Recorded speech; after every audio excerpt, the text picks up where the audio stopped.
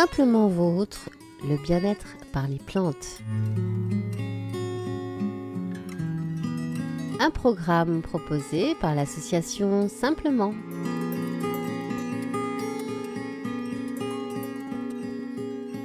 Bonjour à toutes et à tous, je suis ravie de retrouver les membres de l'association Simplement qui vont nous parler des plantes sauvages et aujourd'hui particulièrement du frêne. Bonjour Claude, bonjour Daniel, bonjour Odile.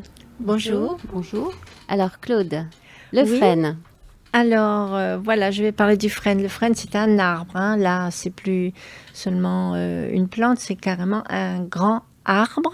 Et bon, il y a plusieurs espèces de frênes, mais celui qu'on trouve le plus dans notre région, c'est le frêne élevé. Donc, pourquoi élevé ? Parce qu'il peut mesurer 20 à 30 mètres de haut. Et donc, c'est un très bel arbre. C'est un arbre dont l'écorce est grise, assez fine. C'est comme ça que moi, j'ai appris à le reconnaître. D'accord. Parce que je ne connaissais pas cet arbre non plus. Et j'ai demandé, on m'a montré un frêne et après, j'en ai vu partout. Il y a la forme de feuille aussi qui est... Oui, voilà, alors, il y a les feuilles. Mais justement, d'abord, il faut remarquer l'apparence de l'arbre qui n'est pas comme tous les autres. C'est un arbre qui a ses branches qui s'élèvent vers le ciel, comme s'il disait bonjour. Et il n'a pas les branches tombantes, il n'a pas les branches horizontales, mais les branches élevées vers le ciel. De plus, le frêne se reconnaît effectivement à ses feuilles qui sont en fait des folioles. Qu'est-ce que c'est qu'une foliole ? C'est un nombre indéfini de petites feuilles sur une même nervure, on va dire. Un peu comme l'acacia, enfin le robinet, oui, l'acacia. C'est ça. Oui. Donc le frêne, il peut avoir entre 9 et 11, mais même des fois ça va jusqu'à 13, j'ai compté jusqu'à 13 folioles. Il est reconnaissable aussi par son bourgeon, parce que au bout du rameau, au bout justement de la feuille avec les folioles, on trouve un petit bourgeon qui est noir. Ça, c'est la particularité du frêne, c'est son bourgeon noir. Voilà. Et donc, le frêne, on peut le récolter en ce moment, à partir du début juin ou fin mai, disons que là, c'est un peu en avance. Et on récolte donc les folioles, les feuilles folioles. On les met à sécher, comme ça, on en a effectivement pour toute l'année. Les particularités, les propriétés médicinales de la feuille de frêne, c'est un laxatif très important. Doux, mais quand même, ça marche bien. Ensuite, l'infusion est tonique. Elle est aussi anti-inflammatoire. Très bonne infusion contre les rhumatismes. Et puis, elle soulage donc la goutte et l'arthrite. Ok, donc on peut faire des infusions de ces feuilles. Oui. Alors, bon, la difficulté que j'ai là, c'est que une plante, elle a plusieurs propriétés.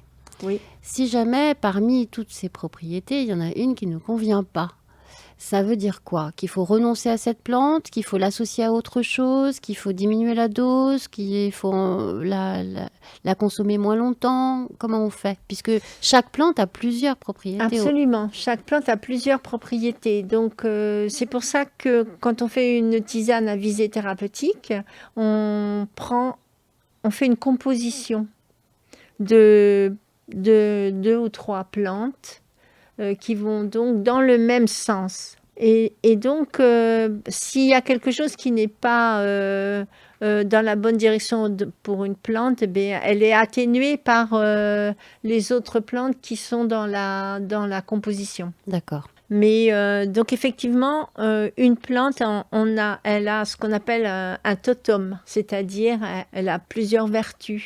Mais il n'y a pas une vertu qui domine forcément sur les autres aussi, c'est ça. Mm-hmm. L'intérêt du frêne, c'est qu'il est plus donc draineur, laxatif, anti-inflammatoire, mais il n'est pas spécialement dirigé sur la goutte, par exemple, ou sur les rhumatismes. Il peut avoir plusieurs fonctions. Oui, parce que je peux avoir des rhumatismes sans avoir de problème digestif. Bien donc, sûr. À ce moment-là, voilà. Oui.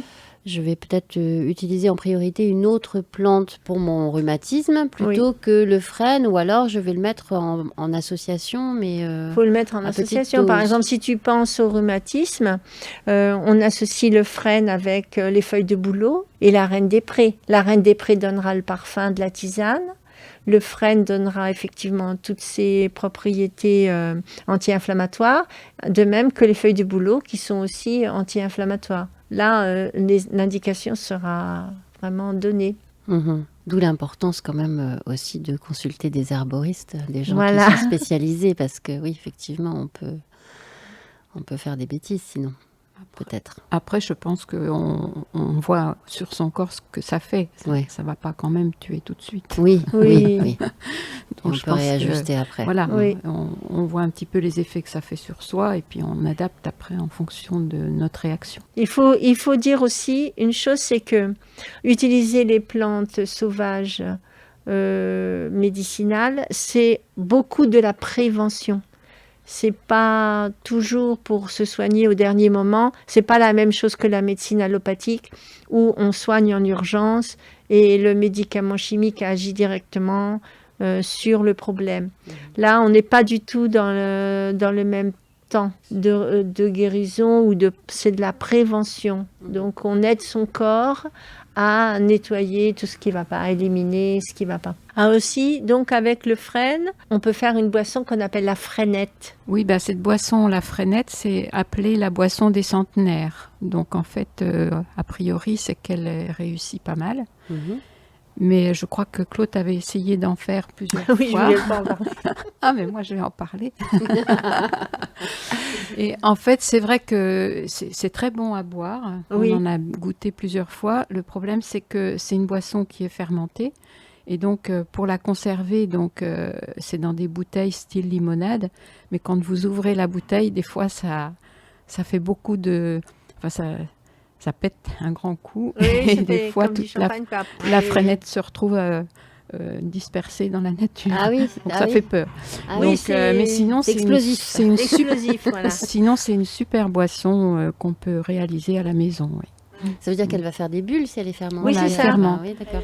Donc, en fin de fermentation, on dit que quand on n'entend plus les bulles, justement. Donc là, on peut commencer à la boire. Ah. Mais si on attend peut-être un peu plus longtemps et qu'on la garde, peut-être qu'après, ça devient un peu détonnant. Voilà. Ouais, elle Mais devient sinon, un c'est petit vraiment peu amère. une bonne boisson. Oui, c'est une bonne boisson. On l'appelle la boisson des centenaires parce qu'effectivement, elle nettoie. C'est ça l'intérêt. Oui, j'en ai fait pas mal. Et puis, le problème avec la fermentation de la freinette, c'est qu'il faut maîtriser justement cette fermentation avec des levures appropriées. Alors, on les trouve où, ces levures? C'est de la levure de bière. Ah, d'accord. Ouais, la levure de bière. Puis il y a aussi un truc un peu plus chimique. Les dernières fermentations que j'avais fait, j'avais pas réussi justement à bien doser, donc après j'ai arrêté. Et ce qui m'étonne, c'est que personne n'en fabrique de la freinette, alors que c'est vraiment très bon. Et pourtant, ça doit être une recette ancestrale, hein, certainement. Oui. Les anciens devaient faire ça. Ouais. Ça veut dire que dans ce cas-là, par exemple, on s'en boit un petit verre le matin à jeun, ou comment on consomme ça? Oh bah, Par exemple. oui, pourquoi pas. Je sais qu'il y a une autre boisson, moi c'est tous les matins, ça fait partie de mon petit déjeuner, donc pourquoi pas. Très bien. Merci beaucoup pour toutes ces informations sur le frêne. On se retrouve la semaine prochaine avec une nouvelle plante. Merci à toutes les trois et à la semaine prochaine. Merci, au revoir. Au revoir.